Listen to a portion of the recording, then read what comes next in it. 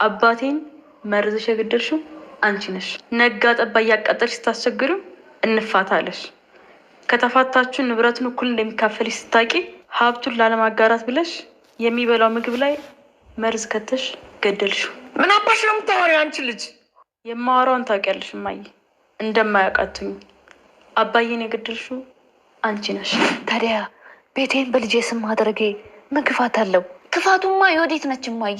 በወንደሰን ስም አደረጉት ማለት ከወንደሰን ጋር ድንገት ብትፋታ ቤቱን እኩል መውረስ ትችላለች።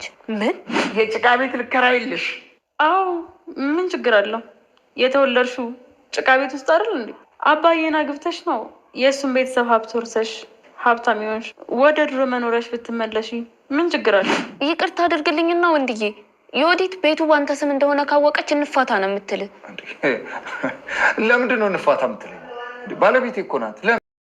ዮዲትና ወይዘሮ ወርቄ የግል ጥቅማቸውን ለማስጠበቅ ሲሉ የሰሩት ወንጀል ዛሬ እርስ በርሳቸው እያናከሳቸው ይገኛል።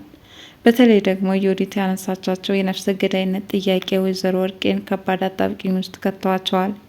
የገቡበት ሳያንሳቸው ዛሬ ደግሞ አባቴን የገደልሽብኝ አንቺ ነሽ፣ ድሮ ከጭቃ ቤት ትኖሪ ነበረ፣ ያንን ለመገላገል ስትይ አባቴን አግብተሽ ጥሩ ኑሮ መኖር ስትጀምሬ ሀብት ንብረቱን በመፈለግ በመርዝ ነስንሰሽ ገደልሽው፣ ይህንን የማላውቅ ይመስልሻል ስትል እናቷን ከሰሰቻት። እናቷም ይህን ድርጊት እንደማታውቀውና የራሷ የወዲት የፈጠራ ውጤት እንደሆነ ራሷን ለመከላከል እየሞከረች ነው። እንግዲህ እነዚህ ነገሮች በቪዲዮ ተሰንደው አሁንም ሌላ ክስ ወደፊት ሊመሰረትባቸው እንደሚችልም አጀሬ ፀሐይ በስልኳ እየቀረጸች ነው። አለምም የወዲትን ሴራና ተንኮል ለወንዶሰን አሳልፋ ሰጥተዋለች። ማለትም እያንዳንዱ እገታ የነበረችበትንና ያሳገተቻት ራሷ የወዲት እንደሆነችም ለወንዶሰን ነግረዋለች። ወንዶሰን ግን ይህንን ላለመቀበል ሲከራከራቸው ነበረ። በጭራሽ የወዲት ይህን ልታደርገው አትችልም፣ ልታግትሽ የምትችለው ሲልም ተከራክሯታል። እንግዲህ በዚህ ምክንያት እናቱም እንዴት ነው አለም የምትናገረውን ነገር መቀበል የማትፈልገው? ዮዲት ማለት በጣም ሰይጣን ናት። አግታ ባሰነበተቻት ለእኔ ስትል ፈተና ባየች አንተ ግን ከሚስት ጎን በመቆም እንዴት ጥብቅና ትቆማለች? ሲሉም ተናደዋል። ሆንም ግን አለም አሁንም በክርክሯ ቀጥላለች። ይህንን ያለችበት ምክንያት ዋነኛ የቪዲዮ ማስረጃዎች እንዳሏትና ዮዲት ከልክ ያለፈ ፍላጎቷ ከነሱ የምትፈልገው ገንዘብ ብቻ እንደሆነ እንጂ ከሰው ፍቅር እንደሌላትም ነግረዋለች። እሱም ዮዲትን ስለሚወዳት በፍጹም አታደርገውም እያለ እየተከራከራት ይገኛል። ሰላም ጤና ይስጥልን ውድ ቻናል ቤተሰቦች እንደምን አላችሁ? በያላችሁበት በዓለም ዳርቻ ሰላማችሁ ይብዛ እያልኩኝ እናት ግፍ ክፍል 32ን እንመለከታለን። በባለፈው ክፍል እንግዲህ ዮዲትና ወይዘሮ ወርቄ በድንጋይ ልትደበድባት እባክሽን እዚህ ቤት አትምጭ ብዬሽ ነበረ፣ እዳ ውስጥ ከቀጥሽኝ በኋላ እዚህ ምናለሽና ነው የምትመጪው ስትልም ወይዘሮ ወርቄ ልጇን ተቆጥተዋታል። ልጇም በአባቴ ቤት አትከልክኝ ማለትም ተከራከረቻት። ወይዘሮ ወርቄም አባትሽን ሂጂና መቃብር ቦታ ፈልጊው፣ ባዶውን ምንም ነገር ሳይኖረው ይኸው ወደ መቃብር እንደወረደ ላስታውስሽ እፈልጋለሁ አለቻት። አጅሪት ዮዲትም ቀጠለች። አባዬን የገደልሽው አንቺ ነሽ፣ በመርዝ ነስንሰሽ ሀብት ንብረቱን እንዳይካፈልሽ ስትፈልጊ አባዬን ህይወት ነጠቅሽ ስትልም ከሰሰቻት። ወይዘሮ ወርቄ እንዴት እንደዚህ ትኛለሽ? ባለቤቴ እንዴት ገድለዋለሁ? በጭራሽ የማይመስል ነገር አትናገር ያለች። ብቻ ወይዘሮ ወርቄ ራሷን ለመከላከል ያላደረገችው ጥረት የለም። ጭቅጭቃቸው በዚህ ሁኔታ እያለ አጋቹም እየተመላለሰ ያንን 23 ሚሊዮን ብር ይጨቀጭቃቸው ገብቷል። ብሬን እስካላስገባችሁ ድረስ በሰላም እንደማትኖሩ በግልጽ ነግራችኋለሁ ይላል። ዛሬ ላይ ደላላ አስመጥቶ ቤቱን እስከ ማስገመት ደረጃ ደርሷል። ይህ ቤት 24 ሚሊዮን ብር ያስያዘ ሲሆን የሱ ክፍያ 23 ሚሊዮን ብር፣ በ1 ሚሊዮን ብር ቀለል ያለ ኑሯቸውን እንዲኖሩም ትዕዛዝ አስተላልፏል። ይህንን ማድረግ የማይችሉ ከሆነ ጉዳዩን ለፖሊስ ጣቢያ በማሳየት እርሳቸው ዘብጥያ እንደሚወርዱ በተደጋጋሚ ዝቶባቸዋል። ወይዘሮ ወርቄ ዘብጥያ መግባትም አይፈልጉም፣ ቤታቸውን መሸጥም አይፈልጉም። ብቻ በምን አይነት ሁኔታ ህይወትን እንደሚያስቀጥሉ ግራ ተጋብተዋል። ታዲያ አንዳንዴ የተወለዱበትን ቀን ሲረግሙና በተለይ በዮዲት ምክንያት ወደዚህ ችግር መግባታቸው ክፉኛ እያማረራቸው ይገኛል። ዮዲት በአንቺ ምክንያት ይኸው ችግር ውስጥ ገባው ስትል ዮዲትም ክፉ ነገር ግተሽ ለዚህ ያበቃሽኝ አንቺ ነሽ፣ የባልሽን እናት መርዘሽ ግዳያት ስትይም የተናገርሽው አንቺ ነሽ፣ ረሳሽው እንዴ? እንደዛ ኮትኩተሽና ጥሩ አድርገሽ ብታሳድግ ኖሮ ለዚህ ባልበቃው። ግን አንቺ በጣም መጥፎ ስለሆንሽ ያንቺን ባህሪ ወርሺ አደግኩኝ።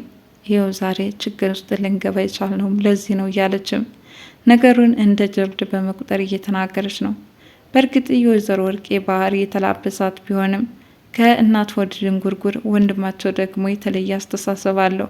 በሕግ ጉዳይ ተጠያቂ እንደሚሆን ከዚህ በፊት ያስጠነቀቃቸው ቢሆንም እናት የልጇን ምክር መስማት አልፈለገችም። እህትም የወንድሟን ምክር በጭራሽ ጉዳይ አላለችውም። በዚህ ሁኔታ እነሱም ግራቀኝ መመልከት ያቃታቸው ጥቅማቸውን ለማስጠበቅ ሲሉ የሰው ነፍስን እስከ መንጠቅ ደረጃ የደረሱበት ወንጀላቸው ግን ዛሬ ላይ ራሳቸው ተመልሶ እየበላቸውና መግቢያ ያጡበት አጣብቂኝ ውስጥ ናቸው። በዚህ ምክንያት እናትና ልጅ እርስ በርስ መነታረክ ተያይዘዋል። በእርግጥ አንዳንድ ክፉ ሰዎች የመሰረቱት ግሩፕ እርስ በርሳቸው እንዲበላሉና በዛ ቀን ያወሩትን ሚስጥር እርስ በርሳቸው የሚያደርጉበት አጋጣሚ ይፈጠራል። አሁንም በእናትና በልጅ መካከል የተፈጠረው የሆነው እያንዳንዱ የእገታ ታሪኮቿን መዘርዘር ትጀምራለች። ወሰን ነገሩን ላለመቀበል እየተከላከለ ነው። ሚስቴ ይህንን አታደርግም ይላል። በጭራሽ እሷ ናት ያደረገችው። ይህን ያልኩት ደግሞ የቪዲዮ ማስረጃ ስላለኝ ነው። የጤፍ ክምር 1-3 ቀን እንዳደርኩኝና ከዛ በኋላ ወርቄና የወዲት ሆነው ሲያድሩበት እንደነበረ ነግረዋለች። እሱ ግን እንዴት የኔ ወዲት ጭራሽ ደግሞ እነሱ ታግተው ነበር እንዴ? አሁን በምን ምክንያት ተለቀቅሽ ሲልም ጠይቋታል። አጋቹ መልካም ሰው ስለነበረ በ23 ሚሊዮን ብር እነሱን እያሰቃየ እሷ ግን ነፃ እንድትወጣ እንዳደረጋትም ልትገልጽለት ፈልጋለች። ወንድወሰን አሁንም የዓለም ንግግር ብዙም ስላልተዋጠለት እሷ የምትለው በጭራሽ ፊልም እንጂ እውነተኛ ታሪክ መስሎ እየታየኝ አይደለም። ለማንኛውም እማዬ ዓለም የምትናገረው ነገር ትክክል ነው ብለሽ ታምኛለሽ ሲልም ጠይቋታል። ታዲያ የወንድወሰን እናትም አዎ በሚገባ ዓለም የምትዋሽ ልጅ አይደለችም፣ ብዙ ጊዜ ንጽህናዋን አይቼ ፈርምላታለሁ ይላሉ። እንዲህ በ100% እርግጠኛ የሆኑላት ዓለምም ከእናቱ ጋራ ወዳጅ ሆነውም ቀጥለዋል። በዚህ ምክንያት የወንድወሰን እናት አንቺን በማጣቴ ክፉኛ ተጎድቼ ነበር የሰነበትኩት፣ ለማንኛውም በጣም ወድሻለሁኝ፣ ፈጣሪ ውለታሽን ይክፈልልሽ ሲሉም አመስግነዋታል። እሷም የዓመቱ ምርጥ ሰራተኛ ተብዬ ምናልባትም ወደ መድረክ ተጠርቼ የምሸለም ቢሆንስ ብላለች። ፈጣሪ ሸልምሽ፣ ሌላ ምን እልሻለሁኝ? በእርግጥ አንቺ ከዚህም በላይ ነሽ፣ አንቺ የቤት ሰራተኛ ሳትሆኚ መርማሪ ፖሊስ ነሽ ሲሉም አድንቀዋታል። እንዲህ በሁኔታዋ እየተደመሙ ያሉት የወንድወሰን እናትም ለእሷ የሚሰጡት ግምት ቀን በቀን እየጨመረ መጥቷል። ወይዘሮ ወርቄና የወዲት ግን ፈተናቸውን ያያሉ። እርስ በርሳቸው ባለመስማማታቸው ምክንያት ደግሞ የበለጠ ነገሮች እየከበዱ መጥተዋል። የወዲት ወንድም ድሮም ብዬ ነበረ፣ አሁን አርፋችሁ ብትቀመጡ ጥሩ ነው። ለማንኛውም እንግዲህ ምን ይሻላል ሲልም ቤታቸው ልሸጥ ስለሆነ ክፉኛ አሳስቦታል። ወይዘሮ ወርቄ ወንድ ስለሆንክ ምናልባትም አንተ ሊሰማ ይችላልና አጋቹን ለምንልኝ፣ ለእኔ እንኳን በጭራሽ እየራራልኝ አይደለም ሲሉም ገልጸዋል። እንግዲህ በዚህ ምክንያት ከባድ አጣብቂኝ የገቡት ወይዘሮ ወርቄ እንዴት አድርገው ቤታቸውን ከሽያጭ ሊያድኑ እንደሚችሉም የተጨናነቁ ይመስላሉ። ምክንያቱም አጋቹ ቤት ድረስ በመምጣት ዛሬ ሁሉንም ነገር ገምግሞና ገምቶ ሄዷል። ይህ በ24 ሚሊዮን ብር የተመደበው ቤታቸውን አስረክበው መውጣት እንዳለባቸውም ትዕዛዝ አስተላልፏል። በዚህ አጣብቂኝ ያሉት ወይዘሮ ወርቄ በጭራሽ ቤቴም አይሸጥም፣ እኔ ከቅንጦት ቤት የኖርኩኝ እንዴት ብዬ ከዚህ በኋላ ጠባብ ቤት ልኖር እችላለሁ ሲሉም በስተርጅና የመጣባቸውን ጉድ እንዴት ሊቋቋሙት እንደሚችሉም ተጨናንቀዋል። አጅሬት የወዲት ግን መሸጥ አለበት ትላለች። እሷ ምን አገባት? ብቻ የለፋ ብቻ ነው ሁሉን ነገር ሊረዳው ሊያውቅ የሚችለው። በሌላ በኩል እንግዲህ ዛሬ ላይ ዓለም ከአጋቿ የልብስ ስጦታ መጥቶላታል። ይህ የልብስ ስጦታ የሆነ የራት ግብዣ ማታ ለብሰሹ እንድትሄጅ ሲል ከዚህ በፊት እንዳቀረበላትና እሷ ደግሞ የፍቅር ጥያቄውን ላለመቀበል ስታንገራግር እንደነበረ፣ ዛሬ ላይ ግን የእሱ ጥያቄ በፍጹም ተቀባይነት ካላገኘ ሊምራት እንደማይችል በጓደኛው አማካኝነት ተልኳል።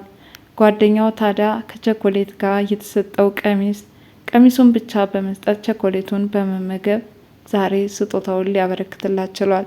ፀሐይም ታዲያ አጋችሽን እንኳን በፍቅር ማንበርከክ የቻልሽ ጀግና ሴት ነሽ ስትል ማድንቃታለች። በሌላ በኩል ፀሐይም የተሰጣትን ሚሽን በሚገባ ተወጥታለች። ወይዘሮ ወርቄና ዮዲት የሚናገሩትን አንድ ባንድ ሰንዳ በስልኩ ይዛም ለአለም አሳይታታለች። አለምም ይህንን ስታይ በጣም ተገረመች። የእናትና የልጅ ጉድ እንዲህ በቀላሉ መቼ ይፋቱትና። በቀጣይ ክፍል በምን እናገኛቸዋለን? አብረን የምንከታተል ይሆናል። ለዛሬ የእናት ግፍ ክፍል 32 የዛሬውን ይመስል ነበረ። ለቻናሌ አዲስ የሆናችሁ ላይክ፣ ሸር፣ ሰብስክራይብ በማድረግ ቤተሰብ እንድትሆኑ በትህትና ጠየቅኩ። ባይ ባይ።